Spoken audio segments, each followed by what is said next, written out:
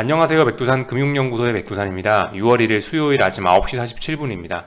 오늘 한국은 휴장입니다. 근데 제가 지금 아침 영상을 녹화하는 건 어젯밤 미국 마감을 살펴보기 위해서인 거죠. 그러니까 오늘 저녁 영상은 없을 예정입니다. 한국장 쉬니까 저녁에 할 얘기가 없어서요. 그렇게 해서 쉴 예정이고 내일 아침에 이제 뵙도록 하겠습니다. 이 영상을 끝으로 내일 아침 영상. 자, 이제 어젯밤 미국 마감 살펴보자면 하락 마감을 했어요. 뭐 기술적인 이유, 어떤 시장 외적인 어떤 뭐 이슈적인 측면도 분명히 있었을 겁니다. 그러니까 하락 마감을 했겠죠. 기술적인 측면 같은 경우는 왜 그러냐? 지난번에 반등이 너무 급하긴 했어요. 지난주에 생각해보면 뭐 윈도우 드레싱이다 어쩌다 저쩌다 하면서 이 나스닥 같은 경우는 2거래일 연속으로 막 3%씩 올랐었죠. 이랬던 점이 분명히 어떤 기술적으로 좀 단기 과잉하다 이런 이야기를 할 만하거든요. 그러니까 일단은 뭐 하루 하락하면서 좀 이 너무 급했던 반등세를 쉬어갔다 이렇게 볼 수 있는 겁니다. 뭐 기술적인 측면에서 이 정도 이야기할 수 있을 거고, 이슈적인 측면에서는 뭐 사실 특별한 건 없었어요. 특별한 건 없었고 미국에서 특별한 건 없었고, 단지 이제 유로존 쪽에서 여러 지표들이, 중요한 지표들이 어젯밤에 많이 나왔는데, 근데 그 지표들이 조금 주식시장이 우호적이지 않았다라는 게 미국 주식시장 하락에 영향을 좀 미쳤겠죠. 예를 들면 어젯밤에 물가 지표들이 많이 나왔는데 물가 지표들이 다 좀 높게 나왔어요. 예를 들면 뭐 프랑스 CPI 5.2% 예상치보다 좀 높게 나왔고, 그리고 뭐 어디 갔더라? 더 있었는데 이탈리아 CPI 6.9 예상치 6.2였는데 6.9 나와서 이거 높게 나온 거고요. 유로존 전체 CPI 7.7이었는데 뭐 8.1 나왔고요. 상당히 쇼킹한 숫자입니다. 물론 며칠 전에 지난주에 미국에서 물가 지표가 나왔는데 그게 이제 한번 좀 그럭저럭 완화적으로 나왔거든요. 그러니까 조금 낮게 나왔거든요. 그래서 좀 시장이 안심을 하는 듯 했으나, 이런 지표들이 어젯밤에 나옴으로 인해서 다시 좀 시장 분위기를 안 좋게 한 면이 있긴 있을 거예요. 분명히 영향을 미쳤을 거예요. 물론 저게 미국 지표가 아니니까 영향력은 좀 떨어질지 모르겠지만, 근데 이게 인플레이션이 그죠? 어떤 전 세계적인 추세 이런 거기 때문에 이런 것도 분명히 미국에 영향을 미치긴 했을 거다라는 거 좀 살펴봐야 되겠고, 그리고 다들 이 성장도 조금씩 둔화돼 가고 있다라는 것도 조금씩 좀 눈에 띄긴 합니다. 뭐 예를 들면은 뭐 물론 잘 나온 데도 있어요. 잘 성장하고 있는 데도 있습니다. 예를 들면 스위스 같은 경우는 GDP가 제법 괜찮게 나오고 있는데, 근데 그래봐야 스위스는 이 콩알 만한 나라고 유로존도 아니고, 전반적으로 뭐 프랑스나 뭐 이탈리아 같은 나라들이 중요한데 얘네 같은 경우 1분기가 좀 어쨌든 비리비리하다라는 게 나오고 있습니다. 물론 뭐 다행히 역성장은 면하고 뭐 예상치를 좀 뭐 뛰어넘는 성장을 하긴 해서 뭐 다행일지 모르겠긴 한데, 근데 지금 1분기 성장률이 대부분 0이나 역성장에 가깝다는 거는 이건 좀 문제가 있긴 하죠. 이런 점들이 복합적으로 영향을 미쳤을 거다. 근데 솔직히 뭐 GDP가 뭐 어젯밤 시장에 큰 영향을 미쳤다라고 생각하지는 않아요. 왜냐면 어차피 GDP에 관련된 부분은 지난주에 미국 GDP, 이미 오래전에 1분기 미국 GDP가 제법 많이 물 말아 먹었었기 때문에 사실 어느 정도 사람들이 좀 GDP가 안 좋을 거라는, 1분기 성적표가 안 좋을 거라는 건 좀 이미 기대하고 있지 않았나 라는 생각이 좀 들어서요. 그래서 어젯밤에 뭐 GDP가 저렇게 좀 부진했다라고 해서 그거에 사람들이 충격을 먹진 않을 것 같다라는 거. GDP와 관련된 부분은 근데 이게 이제 연속성이 나와버리면 좀 이야기가 좀 달라지겠죠. 그러니까 지금까지는 한 번은 괜찮아 라고 했단 말이에요. 한 번 역성장하고 한 번 안 좋게 나오는 건 그럴 수 있지 라는 분위기였는데요, 솔직히. 물론 뭐 그것 때문에 시장이 지금까지 하락한지 모르겠는데 일단 겉으로 보이는 분위기는 그랬단 말이에요. 한 번은 안 나올 수도 있지, 다 이런 분위기예요. 근데 이제 만약에 이제 이 GDP가 2분기도 살펴봤는데 2분기에도 역성장이다 이러면은 우리는 이거 좀 이제 의심을 해봐야 되겠죠. 그러면 시장의 고민은 좀 깊어질 겁니다. 하여튼 GDP는 지금까지는 아직까지 일단 좀 무시되는 경향이 있고, 지금은 물가 지표가 훨씬 시장에 영향을 많이 미치고 있다는 거 우리가 알아야 되겠습니다. 근데 어젯밤에 유로존에서 저렇게 줄줄이 엄청난 숫자의 그 물가 지표들이 나왔으니까 시장이 좀 하락했다 이렇게 보는 게 적합할 것 같아요. 그래서 보니까 그 장 초반에 혼조하던 유럽 증시는 이 낙폭을 확대하면서 이렇게 하락 마감하면서 끝이 났고, 뭐 미국도 뭐 하락 마감을 했다라는 거. 근데 뭐 하락폭은 유럽이 좀 더 컸네요. 근데 뭐 어쨌든 중요한 건 아니고 요런 이들이 있었다라는 거.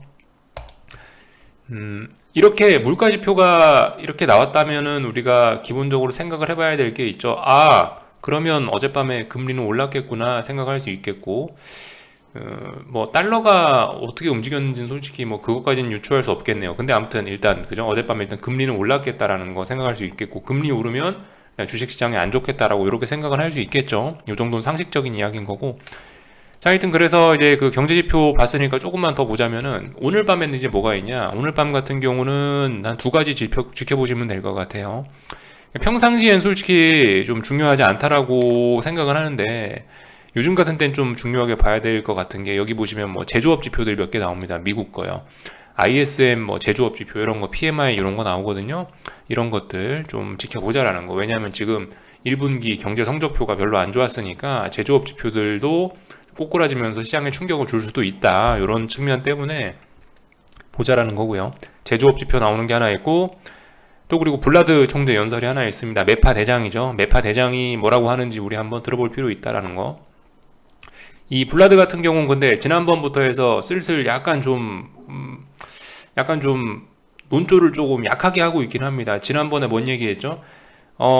인플레이션이 뭐 조금 잡히는 거를 보면은 뭐 그 이후에는 뭐 다시 뭐 금리를 뭐 조금 뭐 누그러뜨릴 수도 있다 뭐 이런 식으로 이야기를 하긴 했거든요. 정확한 건 저도 정확한 말 내용은 잘 기억이 나지 않는데 블라드가 2023년인가 24년쯤 되면은 뭐 인플레이션이 잡혔다는 가정하에 뭐 금리를 뭐 조금 뭐 떨어뜨릴 수도 있다 이런 이야기를 했던 것 같아요. 네. 그런 이야기를 했었죠. 그러니까 그런 걸 기억해 놓으시고 블라드 연설을 좀 기다려 보셔야 되겠다는 거 보시면 되겠습니다. 하여튼 오늘 밤에 영향을 미칠 건 저거 두 가지 정도가 있어요. 그래서 이제 미국 주식시장 이야기를 조금 더 자세히 하자면은 그죠? 일단 뭐 다 하락했습니다. 예, 하락했으니까 하락 종목 수가 당연히 더 많았을 거고 이런 모습이고 아마존 빼고 뭐 아마존과 일부 은행주를 제외하고는 대부분 다 붉은색이네요. 그죠? 다 하락했다는 거 알 수가 있겠고 일단 하루 하락했습니다. 하루 여기 있는 이 5월 30일은 이건 휴장일이었으니까 이거는 일단 해석하지 않겠습니다. 이건 일단 제끼고 뭐 보시다시피 아직까지는 이 단기 상승 추세죠, 그죠? 반등, 하락 추세 중에 반등하고 있는데 이제 굳이 이제 요걸 요만큼만 보면은 단기 상승 추세다 이렇게 이야기할 수 있을 거 아니에요, 그죠? 단기적으로 고점과 고점, 저점과 저점이 높아지고 있으니까 단기 상승 추세 중에 아직까지는 눌림으로밖에 볼 수 없는 겁니다. 아직까지는요. 뭐 5일선을 깨기를 했나요? 혹은 뭐 그죠? 뭐 어떤 그 낙폭이 심하거나 그런 것도 아니니까 일단 아직까지는 일시정지, 아직까지는 뭐 상승 중 일시적인 눌림 이렇게만 보겠습니다. 그렇지만 이게 이제 만약에 오늘 밤에도 저항이 누적되고 오늘 밤에도 어딘가에서 밀린다면은 이야기를 좀 달리할 수 있겠죠. 그러니까 일단 이렇게 하락 마감을 했으면은 이 오늘 밤 같은 경우 조금 이렇게 좀 주목해서 보실 필요가 있겠어요. 뭐 예를 들면은 오늘 밤에 뭐 지켜봤는데 갭 상승을 해갖고 갑자기 4175에 S&P 4175에 도전하던 여기서 갑자기 장중에 쑥 밀리는 모습이 나타난다. 그러면 뭐 내가 장중에 뭔가 저항을 못 넘네라고 하면서 뭔가 숏 포지션, 하락 포지션을 한 숟가락 얹을 수 있는 기회가 올 수도 있으니까. 그리고 만약에 여기서 아래서부터 해서 반등에 베팅하신 분들은 잘 봐야 되겠죠. 빨리빨리 넘어가야 돼요. 이게 뭐 하루 정도는 쉴 수 있다. 근데 이틀 쉬면은 조금 좀 위험 관리를 할 필요가 있을지도 모른다. 왜냐? 하락 추세 중이니까요. 하락 추세 중에 반등 나오는 거니까 이 롱 포지션 길게 위로 상방으로 끌고 가는 건 좀 제한적으로 하셔야 되겠죠. 아무래도 평상시보다는요. 그런 측면 좀 생각해 보시고 하여튼 어젯밤에 하락을 했으니까 이 하락의 영향이 어디까지 이어지는지 오늘 밤에 좀 봐야 된다. 그래서 오늘 밤에도 어딘가 못 가고 그러면은 반등이 완전히 멈추면서 또다시 우리가 또 집중을 잘 해봐야 되는 그런 때가 올 수도 있다라는 거. 아직까지는 의미 없습니다. 아직까지는 그냥 상승 중 눌립니다 라고요. 아직까지는요. 오늘 밤에 어떻게 하느냐에 따라 달라질 수 있겠죠. 그래서 뭐 S&P 요 정도 봤고 나스닥도 똑같습니다. 나스닥도 같은데 숫자만 다를 뿐이죠. 숫자와 위치가 조금씩 다를 뿐이다라는 거. 조금 근데 좀 구체적으로 살펴보면은 이게 S&P와 나스닥이 지금 뭐가 다르냐면요. 저 선물을 그 선물로 봐도 되는데 이 현물에서 보면 조금 더 명확하게 보여서 현물 차트로 보여드리는 거예요. 둘 다 똑같습니다. 내용은요. 여기 보시면 이 얇은 빨간색 선 그어져 있죠. 빨간색 선 여기 빨간색 선 그어진 데가 뭐냐, 여기가 딱 어떤 지지선 자리예요. 지지선 자리. 그러니까 어제 마감 어제 마감만 보면은 사실상 이건 그냥 눌림에 불과합니다. 눌림. 이 단기 상승 추세 중에 눌림에 불과하다고요. 더 오를 수 있다고요. S&P 같은 경우는 여기, 그죠? 지금 이 자리를 딱 지지한 거예요. 지지. 이 자리가 뭐냐? 지난번에 만들어놨던 중요한 지지선 자리예요. 중요한 자리를 급하게 돌파한 척해서 여기 지지력 다시 한번 어젯밤에 테스트한 꼴밖에 안 된다는 겁니다. 아직까지는 상승 중 눌림에 불과하다. 그래서 더군다나 이 선을 붕괴시킨 게 아니기 때문에 아직까지 건전하다라는 거 볼 수가 있겠고요.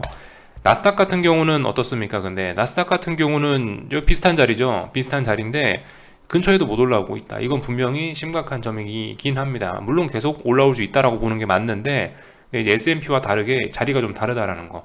S&P는 좀 유리한 상황에서, S&P는 조금 더 상승에 유리한 환경이라면 나스닥은 이런 자리를 넘지 못하고 이 밑에서 움직이고 있기 때문에 부담스럽다라는 거 볼 수가 있겠죠. 이 정도 차이만 보면 될 것 같아요.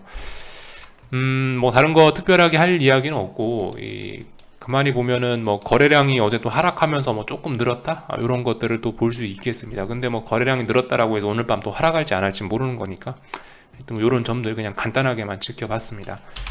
변동성 지수 측면에서는 이 직전 저점 자리 25 언저리 여기 어딘가의 자리를 아직 테스트 진행 중입니다. 어젯밤에 갭상승했고 장중에 또 지수가 좀 오르면서 변동성 지수가 떨어졌는데, 아무튼간 뭐 일단은 그 자리를 그렇다고 뭐 붕괴시킨 건 아니다. 붕괴시킨 건 아니다. 그래서 이 자리에 대한 테스트는 오늘 밤까지도 계속 이어질 예정이다라는 거 잘 보셔야 되겠습니다. 어젯밤에 제가 25.5 정도 아마 이야기를 드린 것 같은데, 그 자리 언저리 또다시 오늘 테스트를 할 거예요. 여기서 이제 만약 지켜지면은 이제 당분간 이렇게 박스권 가겠죠. 33.4 그리고 뭐 25.5 이 정도 박스권 갈 겁니다. 아무튼 지금 굉장히 중요한 자리이긴 해요. 물론 이제 그 시장이 위쪽으로 올라가자고 일단 반등하자고 일단 분위기를 잡아놨기 때문에 당장 뭐 시장의 폭락의 가능성 이런 건 좀 낮아졌긴 합니다만, 당장 폭락하거나 당장 시장이 위험에 빠질 가능성은 조금 낮아졌지만, 근데 이제 전반적으로 이 빅스라는 것 자체가 얘가 일단은 어떤 뭐 대충 봐서 뭐 이런 식으로 박스권인데, 박스권 지금 절반 자리에서 지금 싸우고 있다는 것 자체가 일단 이게 시장에 굉장히 안 좋은 거라고요. 그죠? 박스권이라는 게 뭐냐고요? 아래 찍고 위에 찍고 아래 찍고 위에 찍는 게 박스권 아니에요. 근데 아래 찍었는데 위에 찍고 그러면 다시 아래를 찍어야 되는데 아래 못 찍고 지금 중간 자리에서 지금 싸우고 있잖아요. 이 잘 봐야 된다라는 거. 이 자리 죽일 거냐 살릴 거냐가 앞으로의 좀 시장 움직임을 결정하는 데 있어서 굉장히 중요한 요소가 될 수 있다. 뭐 물론 조금 더 반등하느냐 아니면은 뭐 그냥 지금 바로 무슨 일이 생길 거냐 뭐 이 정도의 차이일 수 있지만은, 아무튼 이 자리 싸움을 좀 잘 보자고요. 이거 붕괴되면은 조금 더 시장이 반등을 할 수 있다. 조금 더 시장이 안정될 수 있다. 근데 이거 여기서만 지켜버리면은 아이고 시장의 불안감이 조금 더 오래 지속될 수 있겠구나 뭐 이런 생각, 계속 긴장해야 되겠구나 이런 생각할 수 있겠죠. 하여튼 그 자리 싸움 잘 보자 이야기를 드렸고, 어젯밤에 금리 같은 경우는 말씀드렸다시피 유로존에서 뭐 인플레이션 지표들의 영향으로, 물가 지표의 영향으로 저렇게 일단 반등을 하고 있다는 거 생각해 보셔야 될 게, 이제 6월 1일이죠. 어제까지 해서 5월 말, 이제 5월이 끝났으니까 일종의 뭐 윈도우 드레싱 등등 혹은 뭐 5월 효과 뭐 이런 거에 대한 거는 일단 끝났다라는 겁니다. 이제 새로운 월봉이 하나 시작되고 새로운 분위기가 시작될 수 있다라는 걸 생각을 해봐야 되겠고, 이제 6월 됐으니까 이런 걸 좀 잘 봐야 되겠죠. 4월달 이게 어떤 시장이 이게 매월 컨셉을 갖고 움직이는 그런 경향이 있습니다. 사람이 하는 거다 보니까 심리적으로 그런 게 있어서 그렇게 매 달마다 어떤 컨셉을 갖고 움직이는 경향성이 있는데, 예를 들면 4월 달에는 금리와 달러가 겁나게 오르면서 증시가 박살났단 말이죠. 그리고 5월 달에는 4월 달에 너무 급격하게 움직였으니까 그걸 되돌리는 흐름이 나타났고, 5월 달에 솔직히 굉장히 많이 되돌리고 차분했거든요. 그러니까 이제 6월 달이 됐어요. 6월 달이 되면 이제 새롭게 새롭게 또 다른 컨셉. 그럼 다시 달리나? 4월 달에 그 급격했던 움직임 5월 달에 쉬었으니까 이제 4월 달에 그 움직임이 다시 6월 달에 이제 시작될 건가? 이런 부분을 좀 지켜봐야 되겠다라는 거죠. 4월 달에 이렇게 해서 신나게 달러와 금리가 오르면서 주식시장을 박살냈잖아요. 근데 5월 달에 조정 잘했다고요. 그리고 5월 말쯤 되니까 얘가 딱 어떤 중요한 자리에서 금리가 이 하방 경직성을 보이면서 방향성을 일단 틀고 있어요. 그리고 이제 6월 1일이에요. 어떻게 봐야 될까요? 그죠? 물론 이게 뭐 당장 오늘 하루 금리가 오른다라고 해서 당장 주식시장이 하루 딱딱 떨어지고 이렇게 톱니바퀴처럼 움직이란 법은 없습니다. 근데 아무튼 금리 같은 경우 이 짜불짜불 지금은 조금 오를 수도 있어요. 지금 금리가 짜불짜불 조금 오르는 거는 솔직히 시장에 별 영향을 미치지 않을 수 있는데, 금리가 이제 또다시 어느 선을 넘어가는 순간부터는 영향을 미칠 수 있겠죠. 예를 들면 제 생각엔 기술적인 자리로 중요하다라고 보는 게 요런 자리 3% 자리가 좀 중요할 것 같아요. 3%라는 자리가 좀 의미가 있을 것 같고, 10년물 국채금리 기준으로 미국 3% 자리가 좀 중요할 것 같고, 3% 넘어가면 시장이 이래도 되나 라면서 좀 긴장을 할 것 같고요.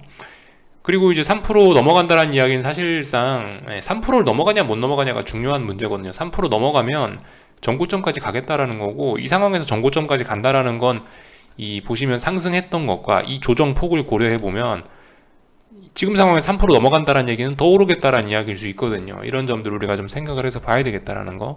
하여튼 3%가 중요하고, 3% 넘어가면 전고점 갈 수 있다라고 생각해야 되겠고, 전고점만 가겠냐, 더 올라갈 수 있다라는 거. 하여튼 이래저래 3%가 중요한 자리가 될 것이다. 3% 자리가 어떤 좀 뭐 시장의 분위기를 좀 들었다 놨다 할 수 있는 그런 중요한 자리인 것 같다. 이런 이야기를 드려봤습니다. 그래서 보시면 월봉상 그렇다고요. 월봉상 이 지금 금리고 달러고 너무나 중요한 자리에 와 있다고요. 제가 그래서 앞으로 몇 년간의 어떤 흐름을 결정할 수도 있는 그런 큰 변곡 자리다라는 이야기를 드렸는데, 솔직히 아직도 잘 모르겠습니다. 아직도 잘 모르겠긴 한데, 지금 일단 시장의 이런 조정 폭이나 이런 걸로 봤을 때는 금리 같은 경우는 더 올라가겠다라고 하는 가능성이 높아 보여요. 물론 그 기본 그런 이유들이 있죠. 뭐 금리 인상도 하고 인플레도 이런 거 심상치 않기 때문에 더 올라갈 것 같긴 한데, 근데 어쨌든 3월 4월에 좀 움직임이 과했고 굉장히 무거운 저항에 부딪힌 거거든요. 금리가 월봉상으로 봤을 때 이 자리 넘냐 안 넘냐 솔직히 약간 좀 의문이 좀 들긴 해요. 그러니까 여기서 금리가 꼬꾸라질 수도 있는 거예요. 의외로 어떻게 꼬꾸라질 수 있냐, 예를 들면 여기서 갑자기 불황이 찾아오거나 뭐가 하나 망해갖고 세계 경제가 어그러지면 그냥 바로 다시 또 금리 또 제로 가까이로 또 갈 수 있는 거예요. 그러니까 지금 굉장히 중요한 자리다. 근데 일단 이 차트적인 측면에서 봤을 때 이렇게 강하면은 이건 일단 더 위로 좀 올려치겠다라는 이야기인 것 같다. 시장이 당장 어떤 뭐 위기나 이런 걸로 빠지기보단 빅스 꼬라지를 봐도 솔직히 좀 그렇고요. 당장 위기로 뭐 간다기보다는 조금 더 이 지지부진한 이런 흐름, 조금 더 좀 약간 좀 요렇게 이런 느낌으로 좀 해석을 하면 좋을 것 같아요. 그러니까 전반적으로 건강 상태가 좀 안 좋죠. 지금 시장 상황이요. 인플레 때문에 죽거나 아니면 경기 침체 때문에 죽거나 둘 중 하나예요. 지금 연준은 둘 다 해결이 안 돼요. 인플레도 잡을 수 없고 그 경제도 잡을 수 없고 지금 좀 그런 상황입니다. 둘 중 하나를 포기해야 되는 상황이죠. 뭐 경제를 살리고 싶으면 하여튼 일단 제가 봐서 경제 살리는 건 이미 사실상 실패입니다. 이미 뭐 경제를 좋게 회복하기엔 실패인 게 인플레가 너무 심각해 갖고 이미 맛이 가고 있는 상황인데, 경제 살리는 건 이미 끝난 것 같고, 인플레 잡아야 된다. 인플레 잡냐 못 잡냐 결국 이 싸움인 것 같은데, 인플레 잡으려면 긴축해야 되는데 긴축하면 경제가 더 빨리 망가지고, 약간 그 지난번 우리 집 강아지 약간 좀 그런 느낌인 거예요. 심장과 콩팥이 둘 다 안 좋은 거예요. 뭐 하나 하면 뭐 하나가 망가지고, 뭐 하나 하면 뭐 하나가 망가지고. 약간 진짜 얘도 우리 지금 경제 상황도 약간 이거 안락사를 고려해야 될 정도로 진짜 좀 심각한 상황인 것 같은데, 그러니까 지금 이런 상황에서 금리가 만약에 이제 더 올라가기로 마음 먹는다면은 그냥 이거는 더욱더 고통을 좀 지속하겠다라는 그런 의미가 아닐지 싶습니다. 대략적으로 좀 이해가 좀 되셨을려나 모르겠어요. 제가 좀 비유적인 표현을 좀 드려봤는데, 여기서 이제 뭐 경제 안락사 이런 거라면 그냥 바로 경제 위기로 가는 거죠. 그죠? 이게 뭐 사실 안락사가 아닌데, 약간 어쨌든 뭐 그런 비슷한 표현이 될 수가 있겠고, 여기서 아무튼 금리가 더 올라가면 경제는 계속 고통을 받으면서 갈 겁니다. 회복 가능성은 좀 별로 없는데 계속 고통만 더해가면서 연명을 하게 될 거예요, 아마. 그런 생각입니다. 그래서 하여튼 뭐 금리 같은 경우는 이번 달에 일단 더 오를 것 같긴 하다. 중요한 자리 쉬었고, 쉬어야 될 자리에 쉬었고 더 올라갈 것 같다. 그죠? 이 유로존 CPI 보셨잖아요. 그죠? 저런 거 보면 미국도 심상치 않겠죠. 달러 이야기도 마찬가지입니다. 달러도 지금 굉장히 많이 내려왔죠. 달러가 지금 보시면 지난번에 여기 이미 지난번에 어떤 직전 고점 자리 여기를 이미 한번 넘어섰단 말이죠. 요 고점 갱신했어요. 월봉상에서. 그러니까 얘 같은 경우도 근데 지난번 움직임이 너무 급했기 때문에 무거운 저항이었기 때문에 쉬어간 거죠.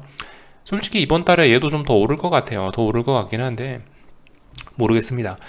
이 달러 같은 경우는 근데 얘가 아래로 내려오긴 쉽지 않을 거예요. 금리 같은 경우는 제가 말씀드렸다시피 무슨 위기가 생기면 금리 같은 경우는 떨어질 수 있을지도 모른다. 다시 제로금리로 갈 수 있을지도 모른다라는 이야기를 했지만 달러 같은 경우는 예를 들어서 2008년 금융위기 때 한번 생각해 보세요. 보통 어떤 위기가 생기면 어떻게 됩니까? 안전자산에 쏠리게 되죠.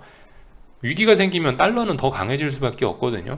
그러니까 지금 인플레이션 때문에 위기로 가지 않고 계속 연명해서 경제가 계속 연명으로 그냥 뭐 살아간다고 하면은 그래도 달러는 오를 거고, 무슨 위기가 난다라고 하면 오히려 달러는 더욱 더 크게 오를 가능성도 있을 것 같고, 그렇게 개인적으로는 보고 있습니다. 하여튼 근데 일단 뭐 기술적인 측면으로 봐도 일단 이 정도 조정은 제 생각엔 뭐 잘 나왔다라고 생각이 되고, 6월 말 같은 지금 저기 5월 말 같은 경우 이제 5월 말쯤 되니까 더 이상 빠지다가 이제 좀 양봉들이 좀 자주 나오면서 어딘가를 자꾸 지키고 안착하는 모습이 나오고 있거든요. 일단 이 조정 흐름은 멈춰 있습니다. 분명히 멈춰 있어요. 탄력적으로 달릴지 말지를 고민하고 있는, 방향 전환을 좀 고민하고 있는 그런 상황인데, 하여튼 6월 달에 잘 봐야 되겠다라는 거. 근데 이 달러 같은 경우는 어쨌든 이래도 저래도 위로 올라갈 것 같다. 위기가 나도 얘는 위로 올라가는 성격을 가지고 있고, 지금 긴축 상황이라도 이렇게 올라가는 경우가 있다라는 거.